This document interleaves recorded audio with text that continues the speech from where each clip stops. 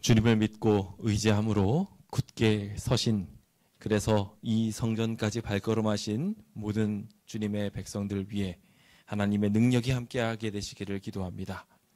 주님은 그 위대한 능력으로 단순히 우리를 이 땅에서 구원해내는 것을 넘어서서 우리로 하나님의 일꾼 되게 하여 주십니다. 하나님과 같은 놀라운 열매들을 맺도록 우리를 도우시고 보호하시겠다 약속하셨지요. 이것은 내 능력으로 하는 것이 아니라 하나님의 능력으로 이루는 것입니다. 누가복음 12장 12절은 마땅히 할 말을 성령이 곧 그때 너희에게 가르치시리라 라고 말씀하시며, 우리가 이 세상을 향하여 나아가 하나님의 일을 수행하게 될 때 하나님께서 능력 주신다 말씀하고 계십니다. 요즘 저희가 전도 사이클에 대해서 함께 배우며 전도에 대하여 함께 말씀을 나누다 보니 아마 많은 분들의 마음속에 다양한 부담감과 어려움이 느껴지시리라 생각이 됩니다. 하지만 분명히 기억하셔야 될 것이 있습니다. 이 모든 것은 하나님이 우리 안에 이루어 주시는 것으로, 이것은 축복입니다. 하나님이 우리한테 선물하여 주시는 것이지요. 우리가 이 선물을 받을 것이냐 안 받을 것이냐는 우리가 선택하는 것일 뿐, 이거를 하지 않는다고 해서 구원을 못 받는다까지 가가지는 절대 않는다는 사실을 기억하시기 바랍니다. 오늘 제25강 자라게 함이라는 키워드를 가지고 함께 말씀 나눌 때 하나님이 더 나은 신앙을 향하여 우리를 이끌고 계심을 느끼고 하나님의 축복을 마음껏 경험하게 되시길 기도합니다. 앞서 말씀드렸다시피 하나님은 우리에게 전도라는 것을 통해 하나님은 어떤 분이신지를 깨닫고 느끼고 경험하게 하고자 하십니다. 하나님은 모든 영혼들을 책임지시는 분으로 바른 길, 의로운 길, 거룩한 길로 그 모든 피조물들이 걷도록 인도하시는 분이십니다. 하나님께서는 그와 같은 길들을 통해 죽어가는 영혼들을 살리시지요. 참 하나님도 대단하신 것이, 인간은 죄가 많아서 본시 계속 죽을 수밖에 없는 길로 가는데 그 길을 엉뚱한 길로 들 때마다 주님은 오셔서 바른 길로 옮겨주시고 구원으로 이끌어주시더라는 것입니다. 그것을 우리는 한 주간 내내 경험하면서 삽니다. 제가 지난 한 주간 장막부흥회를 준비하느라 그전에도 계속 정신없었지만 제일 정신없는 시간들을 보냈습니다. 또 이제 내일과 모레는 조합과 또 단판을 지으러 가야 됩니다. 그래서 장막부흥회 일과 이 일이 같이 겹쳐 있어서 정신없는 시간들을 보내고 있었죠. 그러면서 마치 엘리야의 심령이 됐습니다. 장막부흥회 일도 저만 하는 것 같고요, 제가 할 일도 저만 하는 것 같은 생각이 들었습니다. 그래서 막 너무 실망하고 힘들고 막 이렇게 하고 있었을 때 제가 우연찮게 다른 사람이 방문하면서 저와 같이 장막부흥회를 준비하고 있는데 제가 일을 다 하고 있다고 생각했는데 저랑 똑같은 생각을 하고 있는 사람이 저희 지역에 또 있다는 것을 알게 되었습니다. 그러니까 저만 힘든 게 아니라 다 힘들었던 거예요. 저만 일하고 있었던 게 아니라 모두가 일하고 있었던 것입니다. 하나님은 그 사실을 저한테 깨닫게 해주시면서 이것을 내가 하는 게 아니라 하나님이 이루어 주신다는 것을 알게 해주셨습니다. 전도 사이클도 마찬가지입니다. 이 모든 것들을 내가 하려고 하면 힘듭니다. 나만 하는 것 같고 아무것도 안 되는 것 같은 생각이 들 수 있습니다. 하지만 하나님은 그 힘들고 지친 영혼을 위로하시면서 그 무거운 짐들 내려놓으라고 하십니다. 내가 주는 멍에를 메고서 가면 쉽게 일할 수 있으니까 걱정하지 말라고 하십니다. 마음밭을 준비하는 분도 우리가 결국 마음밭을 준비한다고 이야기하며 경작하고 봉사하고 나눈다고 말하지만 결국 그 마음을 여시는 분은 누구십니까? 하나님이십니다. 진리의 씨앗이 그 안에 들어가서 발아하게 만드시는 분도 우리는 결국 하나님의 말씀을 전할 뿐이지, 그들이 그것을 깨달아 주님 품으로 돌아오게 하는 그 모든 일도 결국 하나님이 하시는 일입니다. 그러므로 모든 전도는 주님의 능력입니다. 그러므로 주님께서 이루시는 모든 일들을 생각하며 감사하시고 기뻐하시는 가운데 우리의 길을 걷게 되시길 기도합니다. 그런 의미에서 오늘도 기쁜 마음으로 주님 말씀 듣기로 결심해 봅시다. 구호 준비. 야 여호와여 말씀하옵소서. 주의 종이 듣겠나이다. 아멘. 이 시간 우리의 마음이 주님의 말씀을 향함으로 주님의 창조의 능력이 우리 마음속에 채워지게 되기를 기도합니다. 자, 6단원 전도 사이클 이제는 25장 우리 자라게 함이라는 키워드를 함께 보게 될 것입니다. 사실 이 자라게 함이라는 키워드를 우리가 지난 시간에 배우면서도 느꼈지만 이것이 가장 긴 시간이 소요되는 양육기간이라는 것을 알게 됩니다. 그렇다는 것은 다른 말로 말하면 굉장히 중요한 기간이라는 것입니다. 사실 씨를 뿌리고 밭을 가는 것들은 눈에 보입니다만 이렇게 자라나게 하는 과정들은 눈에 보인다는 느낌보다는 계속해서 잡초들이 눈에 보이므로 흠잡히기 쉽고 또 어렵게만 느껴지기만 하는 시간이 이 시간일 수도 있습니다. 하지만 이 인내의 시간이 반드시 하나님의 백성들에게 필요함을 이 시간 확인하게 되시길 바랍니다. 누가복음 4장 2절에 있는 말씀을 먼저 함께 읽어보며 오늘의 주제로 들어가기 원합니다. 함께 읽어볼까요? 시작. 너는 말씀을 전파하라. 때를 얻든지 못 얻든지 항상 힘쓰라. 범사에 오래 참음과 가르침으로 경책하며 경계하며 권하라. 아멘. 너무나 잘 하시는 말씀입니다. 이것이 오늘 경작의 키워드입니다. 하나님의 말씀을 전파하라는 것입니다. 하나님께서 하나님의 백성들을 어떻게 양육합니까? 라고 질문하는 많은 이들에게 성경을 통하여 가르쳐 주신 말씀이 있습니다.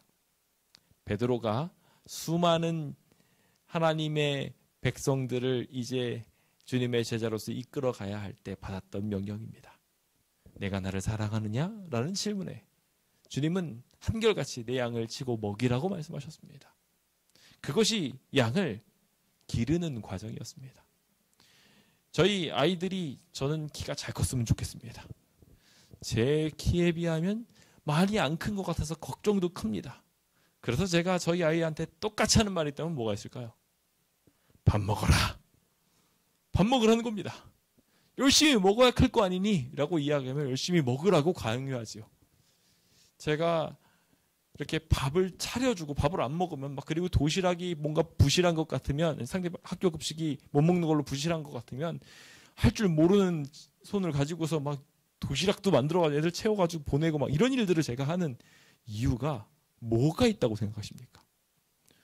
저희 집사람과 저희가 그렇게 저희 아이들을 계속 먹이려고 하는 이유는 저희 아이가 문제없이 잘 자랐으면 좋겠다고 생각하기 때문인 것입니다. 똑같습니다. 하나님도 우리가 잘 자라게 되길 바라십니다. 특히 연약한 새싹이 자라날 때면 교회에 들어와 이제 막 하나님의 말씀을 배우거나 아직 교회에 발디디지 못했지만 내가 주님의 백성으로 거듭났으면 좋겠다 하는 구도자에게 하나님의 은혜가 부어졌으면 좋겠다고 이야기하며 그들이 양육되기를 바랄 때는 한결같이 똑같은 곳이 있습니다. 말씀을 전해줘야 되는 것입니다. 그것이 오늘 우리가 배우게 될 공과의 핵심입니다. 즉 자라나게 하기 위해서는 말씀을 먹여야 되는 것입니다. 오늘 그 일이 우리 교회 내에 가득 차게 되길 예수님의 이름으로 축원드립니다. 자, 그러면은 교재를 펼쳐보시고 함께 내용을 살펴보도록 하겠습니다. 자, 이제 파종 이후에 본격적으로 시작되는 기르기의 과정. 이 기르기의 과정은 식물이 자라도록 돕는 일입니다. 이 일들을 위해서는 아주 다양한 일들이 필요합니다. 물도 주고 양분도 제공하고 그리고 잡초를 제거하는 일들이 다 필요하지요. 근데 결과적으로 이 일들이 다 어디를 향해 가는지 가만히 보면요. 양분을 잘 먹게 하고 물을 잘 먹게 하는 이 모든 일들을 위해 잡초를 제거하고 길을 내주고 우물 파며 모든 것들을 하는 것을 보게 됩니다. 즉 한마디로 그들이 생육에 필요한 것을 잘 먹게 하기 위해 이 모든 일들이 이루어지는 것이죠. 잡초가 그것에 들어갈 모든 영양분을 빼앗기게 하지 않기 위해 제거됨을 우리는 분명하게 기억하며 하나님의 말씀이 잘 들어갈 수 있도록 우리는 이 기르기 과정에서 하나님의 말씀만 향할 수 있도록 만드는 분위기도 분명히 책임져야 하겠다는 생각이 듭니다. 씨앗을 준비하고 땅에 뿌리는 일, 그럼 며칠이면 충분하지만 식물을 기르는 데는 여러 달이 기다린다고 하니 동시에 또 우리가 하나 더 필요한 것이 있다면 아까 말씀드린 것처럼 인내가 아닌가 하는 생각이 듭니다. 우리 인내 공과를 잘 마음속에 두시며 정기적인 관리와 양육으로 모든 백성들이 잘 자라날 수 있게 되기를 기대해 봅니다.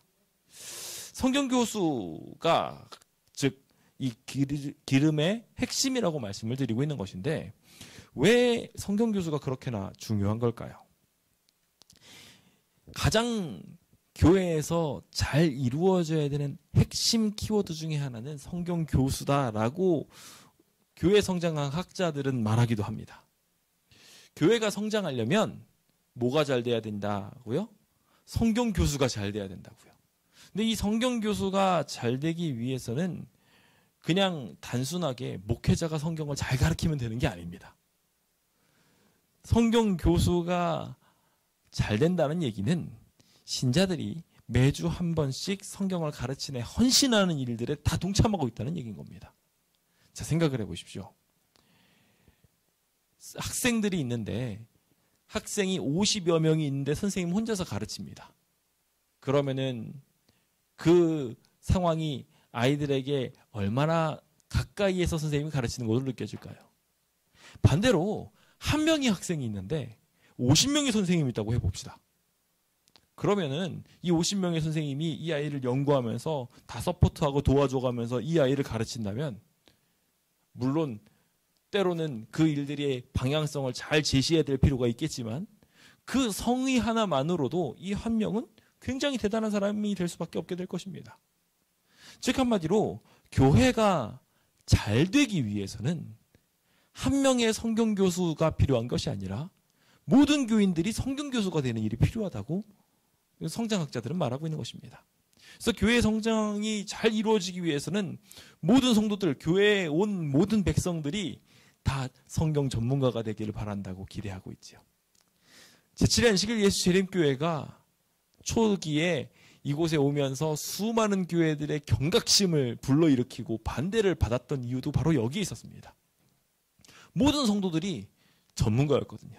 성경의 전문가인데다가 그걸로 끝나지 않고 그 성경에 아는 모든 바들을 주변 사람들한테 그냥 남김없이 전달하는데 얼마나 잘 말하는지 그냥 말하기만 하면 성도들이 그냥 후딱후딱 재림교인이 되어버리는 것입니다. 저희 할머님께도 제가 여쭤봤었습니다. 그래서 저희 할머님이 몇 분 정도 했냐고 이야기했더니 세지를 못 하시더라고요. 내가 전도를 몇 명에서 몇 명을 데리고 와서 침례를 줬는지 침례까지 포함한 숫자였는데 몇 명인지를 세지 못하면서 일단은 수첩을 보여주시는데 내가 기도하고 있는 숫자는 한 100명 정도 된다고 하시는 거예요. 제가 그걸 보고서 옛날 분위기를 알았습니다. 얼마나 열성적으로 전도를 하셨는지 저희 할머님께서 화장품 판매를 하시면서 그렇게 방문하시면서 이렇게 화장품 판매로 생계를 이어가셨는데 화장품 파는 것은 뒷전이고 전도만 하시다가 맨날 오시는 경우가 태반이었다는 이야기를 들으면서 과거에 재림교회의 열성을 새삼스럽게 느끼게 됩니다. 요즘은 우리 이 자리에 계신 성도님들에 비하면 훨씬 덜한 열정으로 저희가 신앙하는 것 같아서 참 부끄럽기 짝이 없습니다. 여기 계신 분들만 해도 얼마나 열심히 신앙하셨는지 정말 대단하셨다고 들었습니다. 그래서 재림교회가 잘 됐던 것입니다. 그래서 주변이 재림교회를 경계했던 것입니다. 근데 이제는요, 재림교회 전에도 말씀드렸다시피 별로 경계하지 않습니다. 이제는 재림교회에 대하여 두려워하지 않아요.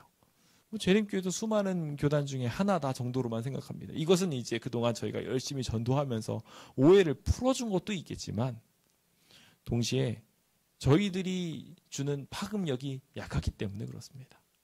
근데 제가 얼마 전에 한 교회에 그걸 봤습니다. 한 교회가 올려주더라고요. 열심히 전도하는 교회인데요. 그 열심히 전도하는 교회 때문에 교인들을 막 뺏긴 교회가 신천지 출입금지 밑에다가 하나 더 붙여가지고 재림교인 출입금지라고 붙여놨다는 이야기를 듣고서 그 사람이 이거 막 열불을 내시면서 우리 교인들 이렇게 못 가게 한다고 하면서 이렇게 이것도 뭐 우리가 대응해야 되는 거 아니냐고 올려놓으셨는데 전 보고서 부러웠습니다. 얼마나 열심히 전도하셨으면 거기에다가 그렇게 붙였을까라는 생각을 말이죠. 우리 교회도 아주 멋져지기를 기대해 봅니다. 그래서 성경 교수로서 모든 사람들을 쳐서 쓰러뜨릴 수 있는 전문가들 되실 수 있도록 우리 모두 함께 기도해 봅시다. 자, 말씀드렸다시피 이거 성경 교수의 주교성에 대해서 계속 공부하고 있는데요. 이 중요한 이유에 대해서 짧게 설명해 드리자면 이 성경 교수가 병목구간이기 때문에 그래요. 모든 성도들은 결과적으로 성경 공부를 해야 됩니다. 제가 전도회를 할 때마다 매번 느끼지만 그냥 저희 교회에 나오시고 계신 분들도 난 성경을 몰라요. 그래서 성경을 공부하고 싶어요 하신 분들이 많아요. 저는 그런 분들 다 오시라고 합니다. 계속 꾸준히 공부하자고 말입니다. 근데 문제는 그것을 공부를 가르치는 사람은 저 한 사람인 경우가 많아요. 전도회를 진행하다 보면 구도자가 왔는데 제가 성경 공부를 딴 사람을 가르치고 있어서 그분과 함께 성경 공부 못하는 경우들이 생겨나더라는 것입니다. 결과적으로 이때 필요한 것이 있다면 이 병목구간을 해소하기 위해선 모든 교우님들이 모든 신자들이 성경 교수를 할 수 있도록 되어야 합니다. 그래서 전도회는 사실상 영혼을 거두는 행사가 되어야 하고 그 전에 모든 성도들이 나아가 복음을 전도할 수 있어야 한다고 교제는 말하고 있습니다. 우리 그 일들을 위해 놀라운 기적을 경험하게 되었으면 좋겠습니다. 그 방법에 대해서 하나님께서 안 가르쳐 주셨을까요? 가르쳐 주셨습니다. 재림교회 초기 역사에 한 역사를 통해서 이 일이 일어났죠. 우리가 참 신기하게도 장막 부흥회를 하게 되면 맨날 장마 부흥회 마냥 비가 많이 왔죠. 예, 딱 그 기간에 장막 부흥회를 저희가 많이 하게 되는 것 같은데 참 신기하게도 미국도 그랬던 모양입니다. 1883년 여름에 이제 전도회를 하고 있었는데 그 전도회를 하고 있었던 그때 헤스켈이라는 목사가 폭풍우 속에서 전도회를 하게 됐는데 아무리 말씀을 전달을 하려고 해도 전달이 안 되는 겁니다. 그래서 이제 부흥회가 이제 끝나버리기 직전이었습니다. 그런 상황에서 일어난 이야기가 오늘 교재에 나오고 있죠. 이때 이 사람이 어떤 방법을 썼다고 기록하고 있죠? 아주 간단한 방법으로 성경 교수를 하기 시작했는데 유창하게 막 어떤 것들을 설명하는 게 아니라 질문을 던집니다. 그리고 질문에 대한 성경절을 관중한테 읽게 했습니다. 그래서 스스로가 정답을 찾도록 만든 것이었죠. 그렇게 기별을 마치게 되었을 때 그 효과는 놀라웠다고 기록하고 있습니다. 손님들이 다 흩어지고 난 다음에 그 자리에 윌리엄 화이트이 앉아 있었는데 어머니에게 와가지고 그 엘렌 화이트에게 질문했습니다. 이런 일이 있었는데 어떻냐고 말입니다. 그러자 엘렌 화이트는 그 얘기를 듣자마자 헤스켈 목사를 찾아가서 그 자리 다른 목사님도 같이 있는 자리에서 이것이 하나님께서 우리한테 사용하도록 하실 방법이라고 강조하게 되는 이야기를 하게 됩니다. 즉 한마디로 성경 연구를 하는데 대단히 복잡한 과정이 필요한 게 아니라 유창한 설교 방법이 필요한 게 아니라 아주 간단한 방법이 사용되어야 한다는 것이었습니다. 질문하고 답하고 답은 뭘로 하고요? 성경절로 하고요. 그래서 그 내용을 실제로 그리스도인 성경봉사 42페이지에서 기록을 하면서 많은 사람들이 찬양하고 영광 돌리게 되는 이 상황들을 쫙 묘사하면서 가장 중요한 것은 가정을 방문해서 성경을 펼쳐보고 가르쳐주는 일들이 일어나게 되는데 그 일들에 이런 방법을 썼다는 거예요. 성경 연구 방법으로서.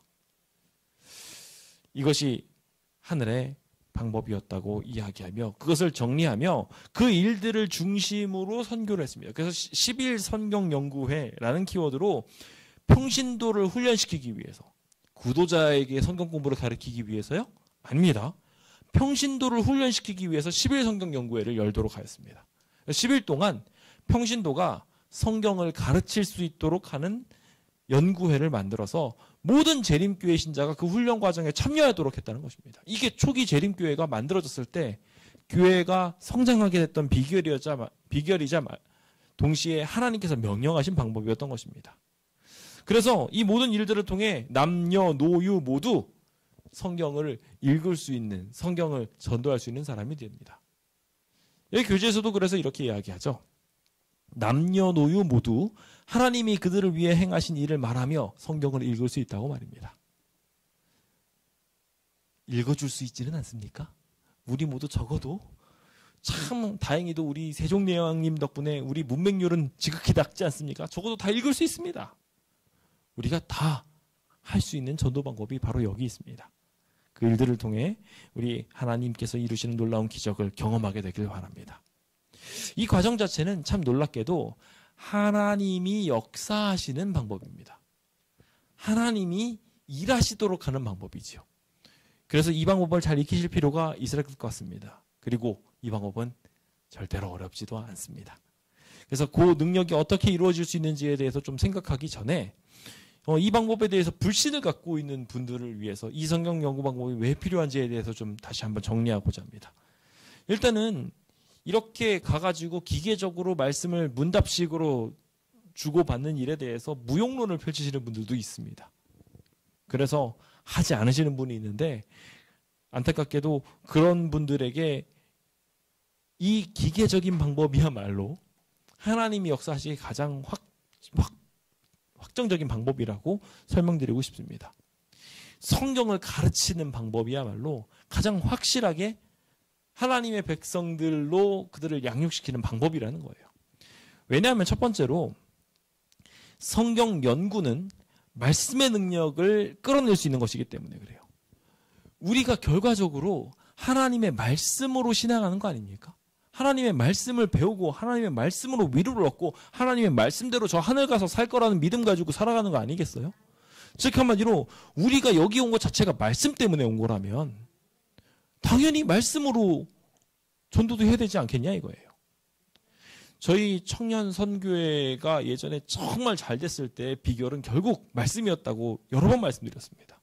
그 청년들이 와가지고요 내내 말씀만 보다가 갔어요. 말씀만 보고 그 다음에 점심 저녁 먹고 그리고 흩어졌는데 그 친구들이 지금 가가지고 열심히 일하고 있습니다. 제가 얼마 전에 유튜브에서 익숙한 목소리가 들리길래 봤더니 우리 용역군이 안식일을 여는 영상을 하면서 이렇게 올리고 있더라고요. 그래서 제가 DJ가 돼가지고 그렇게 안식일 환영하는 말씀과 같은 이야기를 쫙 하고 또 예언의 신 쫙 읽어주고 하는 그 방송을 보면서 우리 교회 청년이 진짜 선교사가 돼가지고 저기 나가서 열심히 일하고 있구나 생각을 했습니다. 자기 교회뿐만 아니라 넓은 지경까지 해서 모든 청년들을 위한 방송을 그렇게 하는 모습을 보면서 굉장히 힘을 얻었죠. 그런데 제가 그 순간 딱 봤는데 그 친구가 예언의신을 읽고 있는데 제 귓가에 예전에 같이 함께 모여서 예언의신을 읽었던 그 시간이 떠오르는 겁니다. 똑같이 그 예언의 신을 읽고 그 느꼈던 점을 똑같이 나누고 있는 걸 보고서 자기가 했던 그대로 다시 한 번 더 그렇게 모든 친구들한테 하는 모습을 보면서 말씀이 과연 힘이구나 라는 것을 배우게 되었습니다. 우리도 결국 이 성전에 나오게 될 때 결국 말씀 때문에 오지 않았습니까? 그러므로 우리도 그 말씀으로 접근하는 것이 지극히 당연한 일일 것입니다. 그리고 이 성경 연구야말로 성령의 능력을 이끌어내는 비결입니다. 그래서 말씀을 이해하기 위해서는 하나님이 개입하셔서 깨우침을 주시는데 그 깨우치는 성령의 감화가 있게 되는 것이 이 성경 연구를 통해서 일어나게 되더라는 것이에요.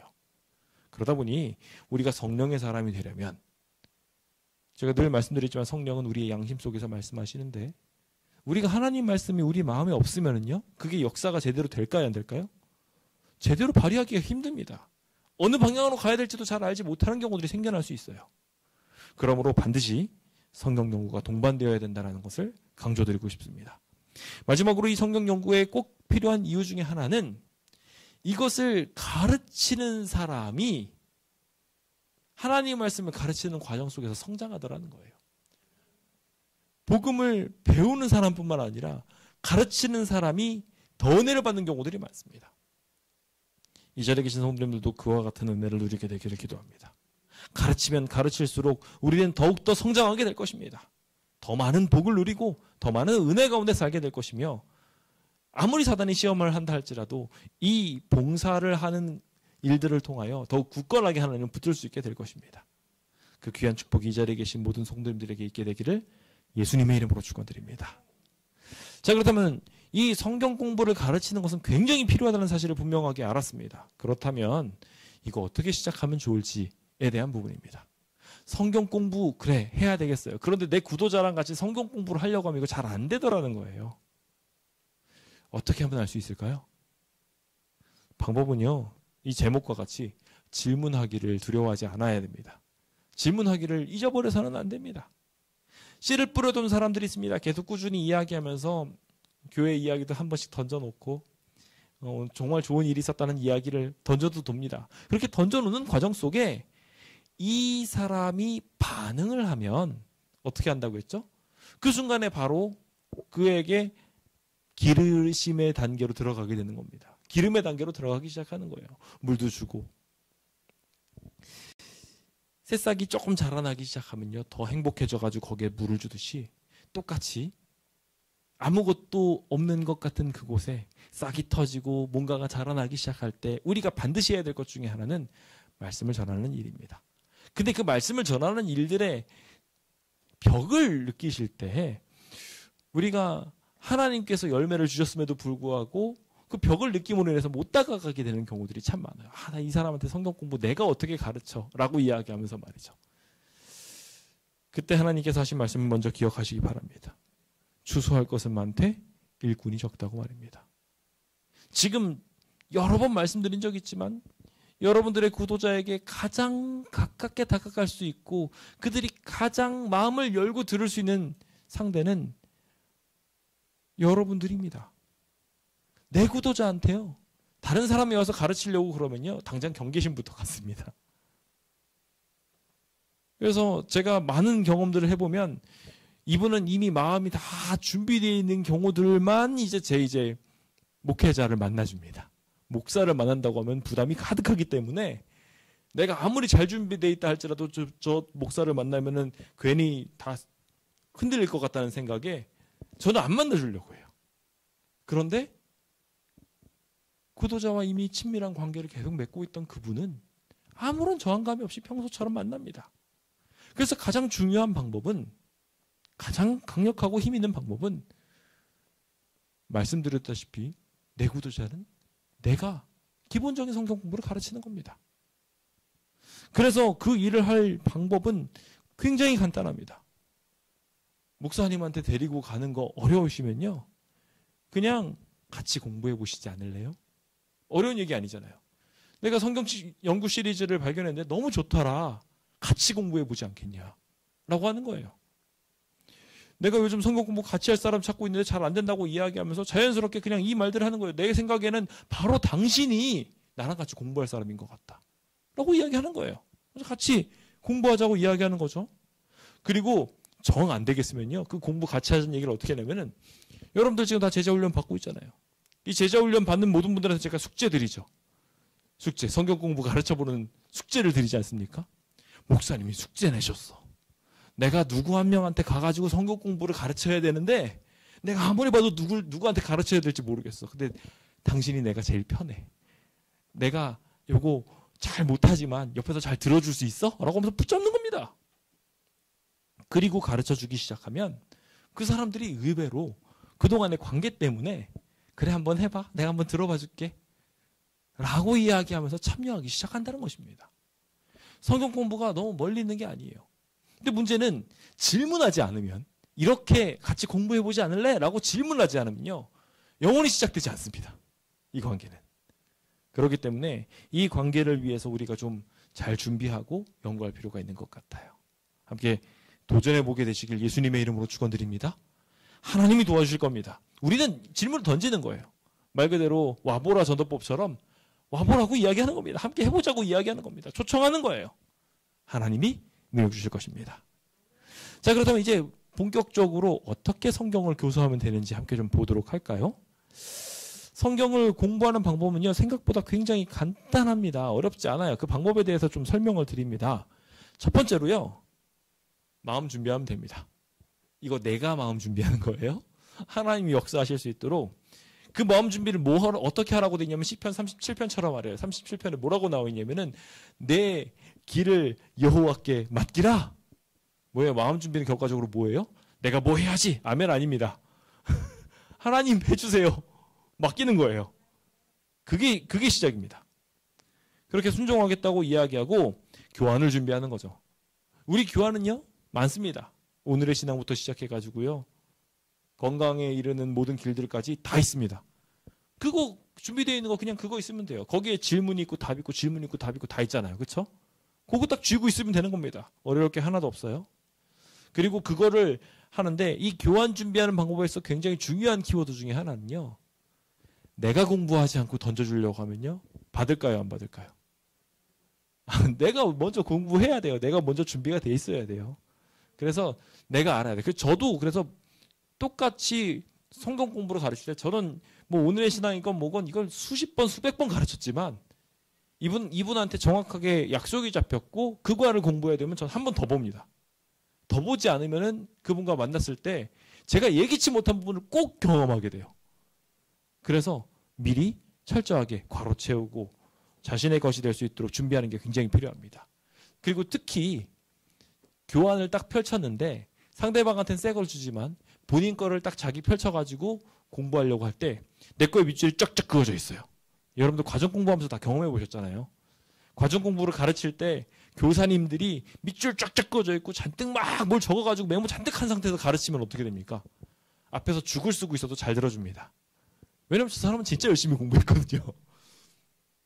그렇기 때문에 이 잘 준비된 상태가 굉장히 중요하다는 것을 말씀드리고 싶습니다. 적어도 그래서 여러분들 제가 예전에 말씀 향기했던 그 책자 드렸잖아요. 그 책자는 잘 준비해가지고 메모가 잔뜩 붙어 있도록 만들어 봐 주십시오. 은혜 많이 받을 것입니다. 자, 세 번째 방법은요. 세 번째 해야 되는 것은 혼자서 하면요. 오늘 오늘 못 만나세요? 그럼 다음번에 만나죠 뭐 하고서 쉽게 약속을 포기해버리는 상황이 생기기 쉽습니다. 특히 내가 또 일이 생겨나게 되면 이 일을 포기하기 더 쉬워지고요. 그 일을 누구의 눈치도 보지 않다 보니까 무너지기 쉬워요. 동역자 세우는 일이 그래서 필요합니다. 한 사람을 전도할 때 짝을 이루어서 가라고 하나님께서 분명히 말씀하셨어요. 혼자서 하면은 금방 포기할 일도 같이 하면 힘도 얻고 도움도 줄 수 있기 때문에 그렇습니다. 그래서 두 사람이 짝짓는 거예요. 한 영혼을 할 때 우리 같이 가자. 그래서 옆에서 이걸 가르치고 있을 때 이 옆에 사람이 이거 맞아. 그렇지 하면서 옆에서 같이 해주잖아요. 앞에 사람이 조용히 듣고 있는 거랑 옆에서 같이 호응해 주는 거랑 분위기가 완전히 달라요. 근데 여기 같이 따라가시는 분이 동역하는 일이라는 것을 반드시 기억하셔야 됩니다. 어떤 경우에는요. 동역하라고 데리고 왔는데 와가지고 눈 감고 계셔요. 그럼 어떻게 될까요? 이 사람은 열심히 가르치고 있는데 정작 옆에서 있는 분이 옆에서 같이 동역하러 오신 분이 눈 감고 가만히 이러고 있어. 그러면 이 사람도요. 계속 눈치 이쪽 사람 보면서 귀에 하나도 안 들어옵니다. 그러니까 짝을 잘 지어서 같이 기도 열심히 하시고 일들을 가야 되겠죠. 그리고 네 번째 정시. 상대방을 존중하는 의미로 정시에 가는 것입니다. 오히려 정시보다 더 일찍 가게 되면 어떻게 될까요? 상대방이 오랫동안 기다렸다는 이유로 미안해할 수도 있습니다. 마음의 의지를 지우고 시작하는 거죠. 다만 근데 요즘 시대는 좀 달라졌습니다. 옛날에는 그런 식으로 미리 가가지고 상대방한테 마음의 빚을 지우고 시작하는 경우들이 좀 있었는데 요즘에는 그렇게 하면 마무리 다쳐버립니다. 그래서 요즘 시대는 좀 달라졌다는 생각을 꼭 기억하시고 될 수 있는 한 정시에 갈 수 있도록 하면 좋을 것 같습니다. 그리고 성경 공부 시작하기 전에 반드시 친구의 대화를 먼저 해서 마음을 열어주십시오. 딱 만나자마자 자 오늘 몇 페이지부터죠? 이렇게 하지 마시고 오늘 어떻게 지냈냐부터 시작해가지고 상대방의 마음을 열어주시고 그 다음에 공부에 들어가려고 하면 그 사람의 삶을 다 녹인 기도를 한번 해주시면 좋아요. 그래서 그분이 뭐 어떤 일이 있고 힘들었다 이런 사담을 했을 때 그 이야기를 가지고 와서 그분을 위해 축복을 빌어주고 이 말씀이 그분에게 힘이 되길 바란다고 이야기하면서 시작하면 도움이 많이 될 것 같습니다. 성령 하나님이 도와주시면 이 모든 성경 공부는 잘 될 것입니다. 아무리 우리가 죽을 써도 잘 될 겁니다. 그걸 꼭 기억하시기 바랍니다. 자, 이제부터 정말 중요한 부분을 말씀드리면 7번이 제일 중요합니다. 몇 번이 제일 중요하다고요? 7번. 지금 다른 것도 다 중요한데요. 7번은 결과적으로 우리가 어떻게 하는지에 대한 공부 방법을 가르쳐주고 있어요. 그래서 당연히 우리가 알고 있는 것들은 일단은 당연히 기초적으로 잘해야 되겠지만 이 7번은 꼭 기억하십시오. 7번은 공부를 가르치는 방법인데요. 교재의 질문을 읽은 다음에 성경의 대답을 누가 읽게 하라고요? 관심자가. 그러니까 성경 공부하는 사람이 읽도록 하라는 거예요. 오늘의 시간도 보시잖아요. 그럼 질문이 있어요. 질문이 있고 밑에 답이 쫙 있습니다. 다니엘서 요한계시록 공부하는 모든 통신 과목이 다 그렇게 돼 있어요. 질문, 답 이렇게 돼 있어요. 그런데 보통 어떻게 하냐면요. 질문하고 답을 읽게 하는, 이제 답을 읽어주는 거를 누가 하냐면요. 성도님들이 해야 하세요. 그러면요. 아무 역사도 일어나지 않습니다. 그렇게 해가지고 이거 설명해 주는 게 좋은 방법인 것처럼 보이지만, 그래서 내가 더 잘 말해 준 것 같지만 사실 진짜 좋은 방법은 상대방이 읽게 하는 거예요. 그래서 상대방이 이해하게 하는 거죠. 그래서 상대방더러 이제 본인이 문제를 읽어줍니다. 상대방이 그 내용 뒤에 내용을 읽어요. 보면은 성경절, 이게 오늘의 신앙 기본 키워드를 보면 질문이 있고, 그 다음에 여기 보면은 성경절, 그거와 관련된 성경절을 답으로 나옵니다. 왜 이게 이 성경절인지를 밑에 설명하고 있어요. 그 밑에 설명 누가 읽어주는 걸까요? 마찬가지로 독자가, 그 공부 배우는 사람이 읽는 거예요. 그리고 그걸 읽었는데도 이해를 못하는 것 같으면 보충 설명을 해주는 겁니다. 그 보충 설명을 위해서 준비해 가는 거예요. 그러니까 상대방이 스스로 읽어가면서 답을 찾도록, 그래서 아 이래서 이거군요 라고 스스로 생각해서, 상대방이 주입해 줘서가 아니라 본인이 이해해서. 그래서 오늘의 신앙을 공부할 때 스스로 공부하신 분, 그래서 자기가 가져가셔서 자기가 공부하신 분은 스스로 쭉 해서 자기가 답을 알았기 때문에 그 내용들에서 좀 더 잘 동의하고 이해를 합니다. 근데 오히려 오늘의 신앙을 직접적으로 이제 배운 분들은요, 때로는 이해도 못하고 기억도 못하고 그런 경우들이 많아요. 왜냐하면 자기가 머리를 안 썼거든요.